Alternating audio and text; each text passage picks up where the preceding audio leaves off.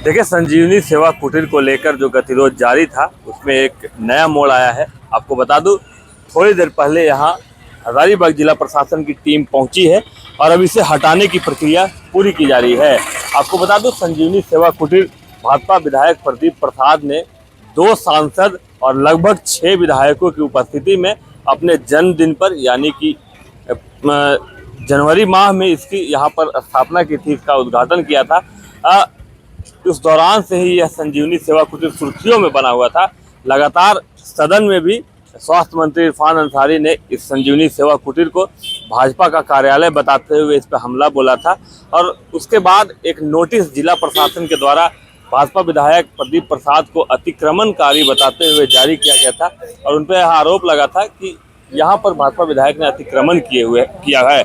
अब इस मामले में यहाँ पर इसे हटाने की प्रक्रिया पूरी की जा रही है। सुबह से ही जिला प्रशासन की टीम दल बल के साथ यहाँ मौजूद है।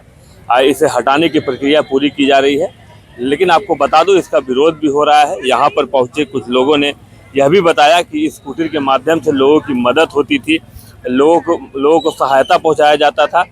इरफान अंसारी के नाम पर नारेबाजी भी हुई और इसका विरोध भी करते हुए लोग दिखे। तो इस पूरे मामले में भाजपा के सदर विधायक प्रदीप प्रसाद ने भी अपना पक्ष रखा है। उन्होंने तो यहाँ तक कह दिया, यानी कि मंत्री जी को बददिमाग तक संज्ञा दे दी। आप सुनिए इस पूरे मामले में जो सदर विधायक है प्रदीप प्रसाद क्या कुछ बता रहे हैं और कैसे वो बता रहे हैं कि वो एक राजनीति का शिकार हो गया है, संजीवनी सेवा कुटीर राजनीति का शिकार हो गया। हालांकि उन्होंने यह स्पष्ट किया है कि कुटीर हट रहा है, सेवा की भावना नहीं हटेगी। ये कुटीर इस कैंपस से जरूर हट जाएगा, लेकिन प्रदीप प्रसाद का जो सेवा है वो जारी रहेगा।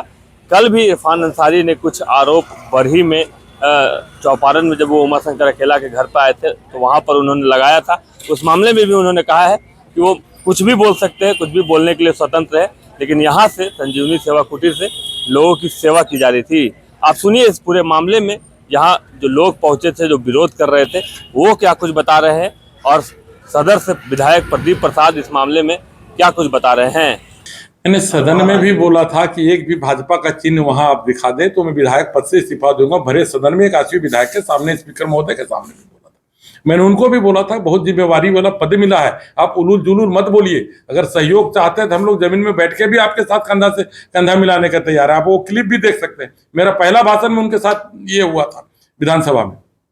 आप सोच सकते हैं जब पहली बार कोई जाता है विधानसभा में, जब बोलने को खोजता है उसमें कितना प्रेशर रहता है। उस प्रेशर में मैं इस आदमी को झेला और आज भी जेल रहे। क्या आप राजनीति के शिकार हो गए?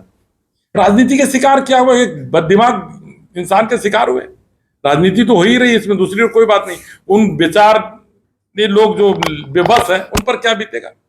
लोग रो रहे हैं, हजारों हजार लोगों का फायदा हुआ। लोग अभी हम रिम्स में भी लोग हैं जहां सेवा दे रहे हैं, वहां भी दलाली का अड्डा बना है, उसमें भी सुधार नहीं कर पा रहे। एक एक आदमी को 40-45 वाइल लगता है एंटीवेनम, तब जाके भी उसका जान नहीं बचता है।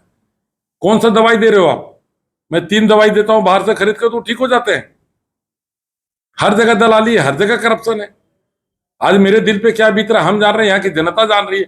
आप सोशल मीडिया पे देखिए, सोशल मीडिया पे एक भी कमेंट अगर उनके सपोर्ट में होगा, एक भी कमेंट मेरे विरोध में होगा तो भी मैं मानने को तैयार हूँ। संजीवनी कुटीर आपका ड्रीम प्रोजेक्ट, जन्मदिन में आपने सबक दिया था हजारीबाग वासी को, आज हटाया जा रहा है।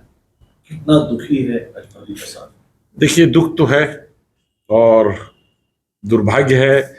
इसे बददिमाग मंत्री को स्वास्थ्य विभाग दे दिया गया है, मंत्रालय का पद दिया गया है। अगर उनको सही में सुधार करना था तो उनको आना चाहिए था हर जगह के विधायक से मिलके कि आपके सदर अस्पताल में क्या दिक्कत है, मैं क्या मदद कर सकता हूँ। ये वो कोऑर्डिनेशन बनाना चाहिए था विधायक को के साथ, कहाँ अस्पताल में क्या कमी, और जाके उसमें सुधार करते। स्थिति तो किसी से सुधरी मैंने चिपी नहीं है। हजारीबाग की सदर अस्पताल की स्थिति क्या है, किस तरह से। मेरा तो आप जानते हैं मैं शिक्षक का बेटा हूँ, बहुत ज़्यादा पैसा भी नहीं है, लेकिन किसी तरह से हम लोग व्यापार करके उसको खड़ा किए। लोगों का प्रत्येक दिन हजारों रुपया खर्चा होता है हम लोगों का, तब जाके वहाँ लोगों का जान बचता है, सैकड़ों लोगों का लाभ होता था। एक सिंगल किसी पे इल्ज़ाम लगा देना, एक सिंगल भी थोड़ा सा आप प्रूफ दे दें कि हमारे लोगों ने कुछ किया है। वो सारे बच्चे पढ़ने वाले अच्छे घर के बच्चे हैं जो दिन रात सेवा कर रहे हैं। इल्ज़ाम लगा रहे हैं कि प्रसव रूम में जाके झांकता है, वहीं बगल में, उनको पता नहीं कि लेबर रूम कहाँ है, ये कहाँ है, कुछ भी उनको जानकारी नहीं है। आधा से ज़्यादा एम्बुलेंस पता के जंगल में पड़ा हुआ है, उससे कैसे ठीक होगा? सारा मशीन फेल्योर है, लिफ्ट ठीक नहीं हो रहा है, एक भी कोई विभाग नहीं है जहाँ ठीक नहीं। आप लोग मेरे साथ चले, मैं आपको दिखाऊंगा कहाँ क्या स्थिति बदतर है। तो ये कैसे सुधार होगा इसकी चिंता नहीं है, कैसे लोगों की जान बचेगी इसकी चिंता नहीं है, कैसे उनको कमीशन ज्यादा मिलेगा प्राइवेट नर्सिंग होम से। दिन भर दलालों का अड्डा लगा रहता था, रोज प्रत्येक दिन ऐसा कोई घटना नहीं था जिस दिन बाइक चोरी नहीं होती थी। हमारे लोग वहां रात दिन रहने लगे, बाइक चोरी की घटना कम हो गई। नशाखोरी का जो अगल बगल में ड्रग्स एडिक्ट घूमते थे उन लोग पे अंकुश पाया गया। डॉक्टर लोग जो नदारत रहते थे, जो अभी वीडियो वायरल हुआ, पूरा देश में वायरल हुआ कि लोग दरवाजा फिट रहे हैं, डॉक्टर नहीं है, तो डॉक्टर पे कार्रवाई होनी चाहिए था कि जो जिनका एक बयान आना चाहिए था कि जो डॉक्टर इसमें दोषी पाया जाएगा उसको हम सख्त कार्रवाई करेंगे। तो उसका उल्टा जो आदमी ने फोन किया डॉक्टर को, उनको आप दिन भर रात भर थाना में बैठा दे रहे हैं। आज उन बच्चों पे इल्जाम लगा रहे हैं कि नशा करते रहे। अरे देखो किस घर के बच्चे, किस मानसिकता के, मिलो आप। हजारीबाग की जनता जानती है। आज बोल देते हैं कि लड़के बलात्कार कर रहे हैं, कल उसका इल्जाम फंसा देंगे। कभी छेड़खानी का बोल दे रहे हैं, कभी परसों रूम में झांक रहे हैं। परसों रूम कहाँ रहता है इनको पता है कि कोई झांक भी सकता है परसों रूम में?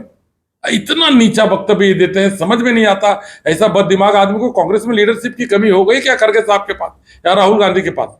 इनको हटा के दूसरा मंत्री नहीं बना सकते क्या? या रोज प्रत्येक दिन बयान में रहते हैं, इनका नाम लेना भी हम लोग को पाप लगता है। अच्छा, क्या अब सेवा रहेगा जारी? बिल्कुल रहेगा, बिल्कुल जाएगा। कुटीर तो अभी हटा लिया गया, हम लोग मंथन कर रहे हैं, उसी अगल बगल जगह में कहीं न कहीं सेवा कुटीर स्थापित किया जाएगा। अभी हम लैब स्थापित करना चाह रहे थे सेवा कुटीर में, कि एक लैब होगा जिसमें फ्री जांच होगा। तो ये तो सारे मनसा पर पानी फेर दिए। और सदर अस्पताल में जो विधि व्यवस्था ठीक हो रही थी, पुनः उन लोगों पे जो आज इस तरह दलाली का अड्डा जो चलाते हैं, उनका मनोबल बढ़ गया। सर वहाँ पर संजीवनी कुटीर लगा हुआ है, उसमें आपने नोटिस भी भेजा सर, लेकिन वहाँ से अभी तक हटा नहीं। तो आप झारखंड राज्य के स्वास्थ्य मंत्री है, तो इसका जिम्मेदार कौन है सर? इवन सर गवर्नमेंट भी आपने की है, तो फिर हम किससे अपील करें? करे भी तो नहीं, देखिए वो बात नहीं है। अभी आपने देखा होगा कि रिम्स के डायरेक्टर को हमने हटाया। जी सर, जी हमने नहीं, विभाग ने हटाया। विभाग के कुछ संतुष्ट नहीं थे लोग, काफी शिकायत आ गया, लेकिन हमने उनको नोटिस नहीं दिया था। नेचुरल जस्टिस करते हैं जी सर। उसके बिहाफ में कोर्ट को लगा कि नहीं, इनको सब कुछ करना चाहिए, जिनके कारण का स्टे हुआ। ठीक उसी प्रकार अभी जो हजारीबाग में जो भाजपा कार्यालय है, तो डीसी ने नोटिस दिया है, जवाब दे देगा या स्वतः हटा देगा।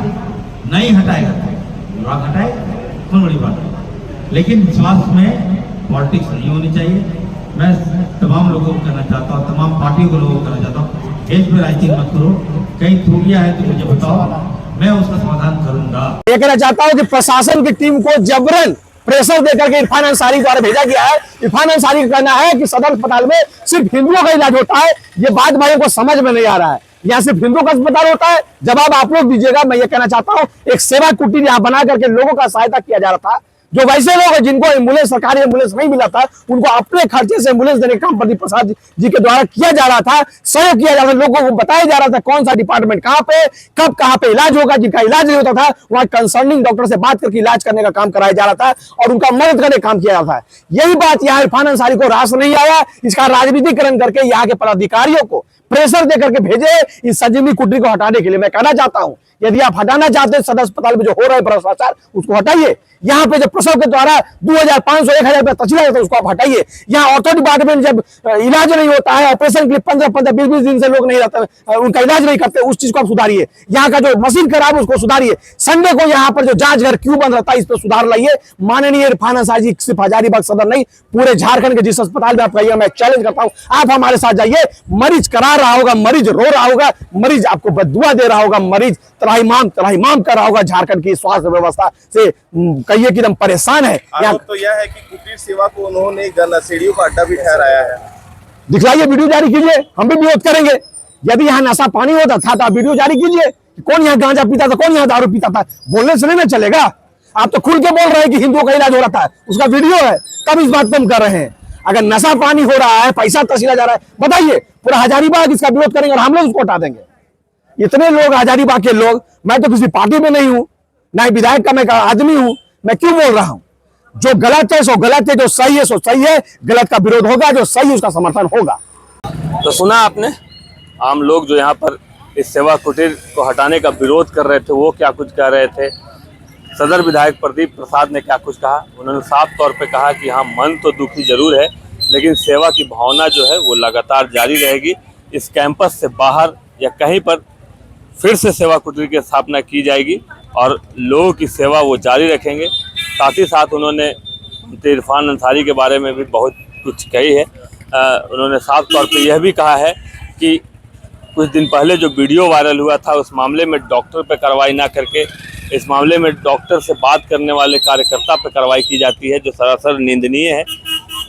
सेवा कुटीर को हटाने की प्रक्रिया पूरी की जा रही है। पुलिस बल भी देख रहे होंगे, यहाँ पुलिस बल की तैनाती की गई है, काफ़ी संख्या में पुलिस बल है। खुद सदर सीओ भी यहाँ मौजूद हैं, एडिशनल एसपी भी यहाँ मौजूद हैं। सभी चीज़ों पर नज़र रखी जा रही है, लेकिन इस कुटीर को अब यहाँ से हटाया जा रहा है। हालांकि प्रदीप प्रसाद ने कल ही डीसी को भी एक ज्ञापन दिया था, जिसमें उन्होंने कहा था कि 3 दिन में वो खुद इस सेवा कुटीर को यहाँ से हटा लेंगे, लेकिन जिला प्रशासन ने आज ही इस कुटीर को हटाने का फैसला लिया है और अब इसे यहाँ से हटाने की प्रक्रिया पूरी की जा रही है। शशांक शेखर, बाइसस्कोप, हजारीबाग। झारखंड में पहली बार मजा लीजिए क्रेजी रिवर का। प्राकृतिक वादियों के बीच 6 एकड़ में बने वाटर पार्क का आनंद पूरे परिवार के साथ लें। Equatica Funplex water park, a complete family park, excitement का भरपूर dose, huge cyclone slide, WMPS big family pool with 13 slides, big wave pools with high waves, kids के लिए अलग से play area, octopus rain dance, pendulum slides, top class restaurant, साथ ही senior citizen के लिए स्पेशल अरेंजमेंट। पूरी family के साथ बिताएं दिन भर मस्ती के पल। इक्वाटिका Funplex water park, near Remta dam, चुकरू मोड़, रांची। गोल जहां 27 वर्षों के सफर में 17,000 से भी अधिक छात्रों ने डॉक्टर एवं इंजीनियर बनकर भरे सफलता की ऊंची उड़ान, जहां साधारण छात्र भी असाधारण सफलता प्राप्त कर बना रहे इतिहास। दूरदर्शी शिक्षाविद श्री विपिन सिंह के मार्गदर्शन में मेडिकल एवं इंजीनियरिंग के लाखों छात्रों के लिए आशा की किरण के रूप में गोल्ड रिजल्ट फैक्ट्री। अगर आप देश के किसी भी कोने में रहते हैं, अगर आप पटना आना चाहते हैं और घर जैसे रहने और खाने का आनंद लेना चाहते हैं, तो एक बार जरूर आए होटल डायमंटन। संपर्क करें 9572759746, 9031859981, 0612400158 एड्रेस अपोजिट विद्या संस्कार स्कूल, रंजन पथ, गोला रोड, बेली रोड, पटना 801503।